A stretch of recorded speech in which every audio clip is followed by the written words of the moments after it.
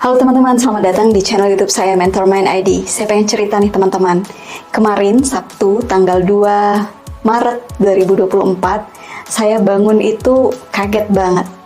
Karena pas ngecek subscriber channel YouTube ini, Mentormind ID, yang tadinya itu hanya sekitar 160-an orang, kemudian tiba-tiba pagi itu langsung di 300 lebih subscriber.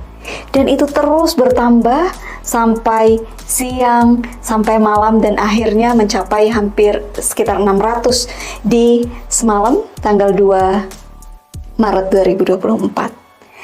Saya sangat surprise, senang, dan bingung ini kenapa nih, ada apa nih dengan channel YouTube saya, karena tiba-tiba terjadi peningkatan subscriber yang sangat tinggi gitu. Nah, ternyata kemudian saya mengetahui bahwa ada yang mempromosikan akun YouTube saya di akun Base Workfest.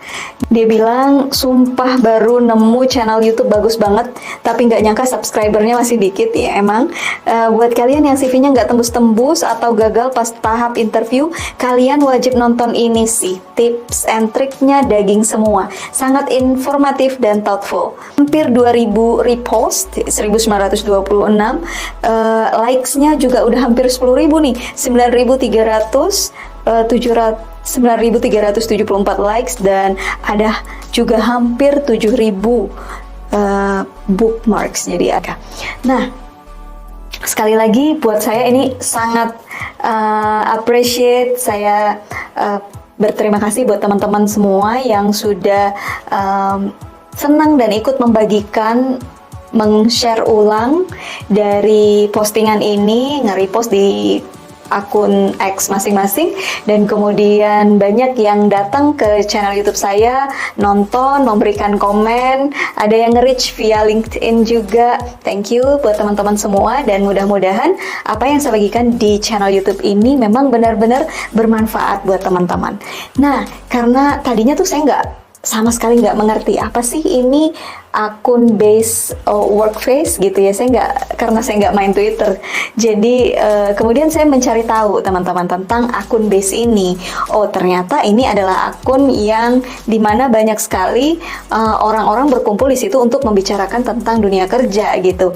Banyak dari teman-teman yang curhat di situ, diskusi, menceritakan suka dukanya untuk mencari kerja, kemudian juga mengalami menjalani interview, sampai berbagi kebahagiaan buat yang udah dapat kerja, saling menyemangati. Ini luar biasa teman-teman. Sehingga tapi di situ memang saya membaca banyak sekali teman-teman anak-anak muda yang masih mengalami kendala, hambatan dalam proses mencari kerja, dan mungkin banyak sekali yang merasa insecure. Nah, di sini saya ingin juga merespon dari pertanyaan-pertanyaan yang ada di akun Base tersebut. Mudah-mudahan kalau teman-teman merasa mungkin apa yang disampaikan di pertanyaan tersebut mungkin relate dengan kehidupan teman-teman, ini juga nanti akan bermanfaat apa yang mungkin menjadi pandangan saya, dan teman-teman mungkin bisa menerapkan dari ide-ide atau saran-saran yang saya bagikan. Oke, kita akan mulai di curhat pertama yang saya baca dari akun Workfest tersebut. Oke, curhat pertama yang akan saya bacakan dan saya respon langsung ya teman-teman. Di sini, kalian yang fresh grade, gimana cara kalian biar nggak insecure sama orang-orang yang sudah punya pengalaman? Nah, mungkin banyak juga nih teman-teman di sini yang merasa insecure karena masih fresh grade. Kemudian kalau mau bersaing dengan orang-orang yang udah berpengalaman seperti apa? Ini sangat maklum teman-teman, sangat wajar apa yang teman-teman rasakan, karena pada masa fresh grade saya sendiri pun merasakan dulu bahwa ini adalah bagian dari journey yang atau perjalanan yang paling sulit untuk menemukan kerja pada saat masih fresh grade. Buat saya sendiri itu juga terjadi gitu. Nah, saya yakin banyak teman-teman yang merasakan ini, tapi teman-teman jangan patah semangat. Banyak cara teman-teman agar kita bisa mampu untuk menjadi lebih kompetitif. Bagaimana caranya? Teman-teman, saya sudah pernah membuat video tentang fresh grade untuk mempersiapkan fresh graduate supaya bisa lebih kompetitif. di dunia kerja. Silakan teman-teman cek di sana, banyak tips-tips yang saya bagikan khusus untuk fresh grade. Pertanyaan berikutnya, tiap buka LinkedIn pasti insecure banget. Lihat teman seangkatan udah pada kerja di perusahaan gede dan bahkan udah ada yang beberapa pindah kerjaan, sementara aku masih gini-gini aja. Nah, teman-teman, yang perlu kita ingat adalah bahwa setiap orang mempunyai timeline-nya masing-masing ya. Jadi tidak bisa disamakan.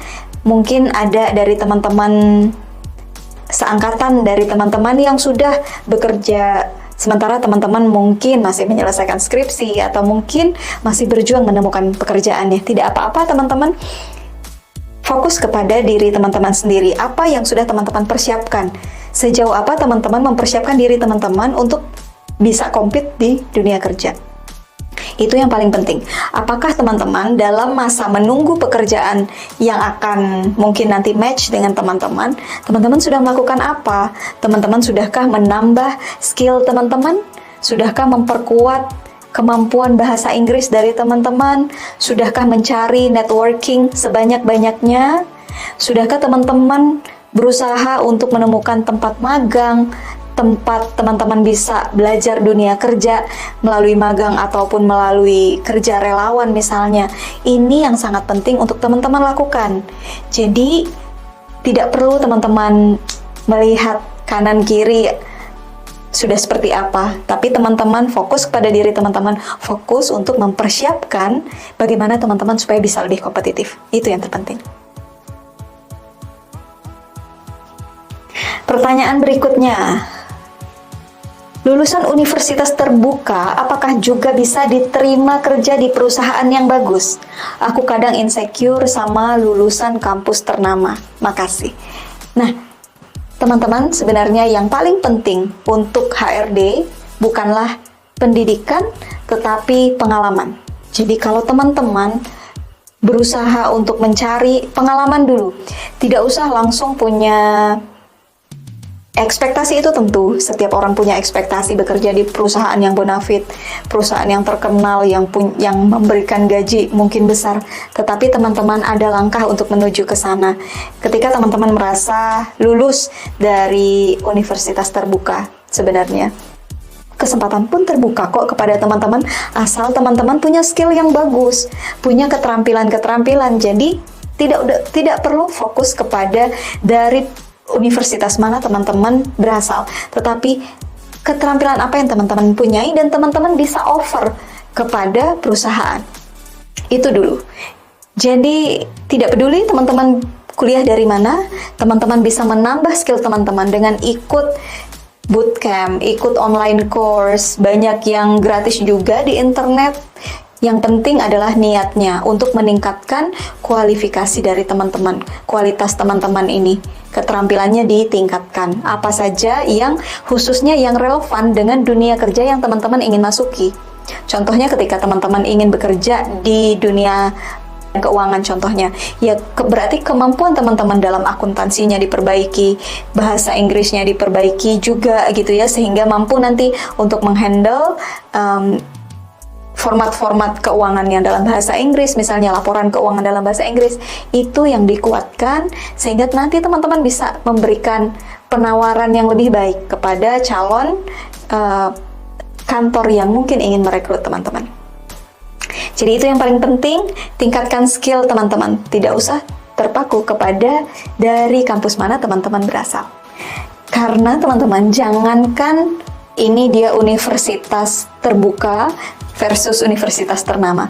Bahkan universitas ternama versus SMA aja bisa kalah teman-teman yang dari universitas ternama.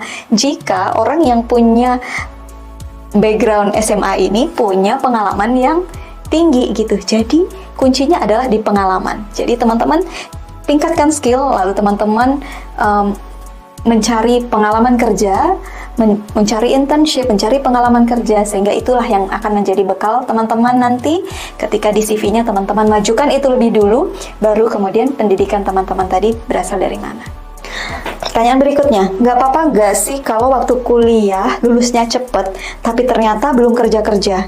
Lambat nggak apa-apa kan ya? Ya, sama dengan pertanyaan yang tadi, bahwa setiap orang punya timelinenya. Yang penting ketika lambat, teman-teman bukan hanya rebahan, yang perlu dilakukan adalah tingkatkan skill teman-teman, sehingga melamar tidak perlu di banyak sekali perusahaan, teman-teman cari yang paling relevan, teman-teman bisa percaya diri untuk meng-apply ke sana karena teman-teman punya skill yang bagus, yang bisa menjadi nilai plus sangat kompetitif dibanding kompetitor yang lain.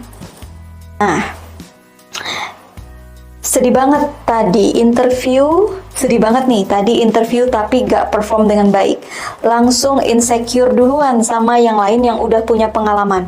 Sender gagal mengatasi rasa rendah diri, jadi isinya berantakan. Semoga bisa tetap lolos ya Allah, mau banget kerja. Amin. Semoga sender ini akhirnya lolos.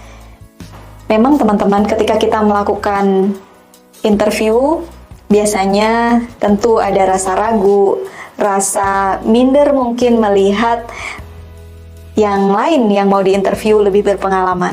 Nah, apa yang harus kita lakukan adalah persiapan untuk interview dengan sebaik-baiknya. Saya juga sudah membuat video untuk bagaimana menghadapi interview. Video ini membahas tentang pertanyaan-pertanyaan HRD yang paling sering muncul. Nah, at least teman-teman, pada pertanyaan-pertanyaan umum ini, teman-teman bisa menjawab dengan excellent. Teman-teman bisa menjawab dengan luar biasa, sehingga ini akan menjadi nilai yang sangat baik di performance interview teman-teman. Nah, silakan teman-teman cek video saya sebelum ini yang judulnya pertanyaan plus jawaban wawancara. Dipelajari itu, mudah-mudahan membantu teman-teman nanti untuk melakukan interview. Petinggi perusahaan atau HR, stop deh nanyain, kamu tahu kami dari mana? Karena gue gak tahu. Gue cuma pengen kerja. Tiap hari gue ngelamar lebih dari 100 loker yang kepanggil tes paling 2-3.